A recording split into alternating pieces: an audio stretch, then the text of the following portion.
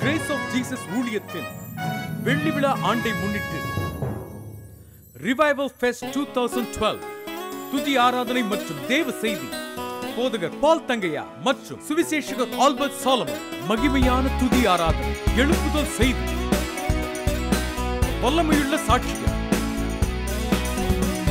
விசேஷித்த அபிஷேக ஜெபம்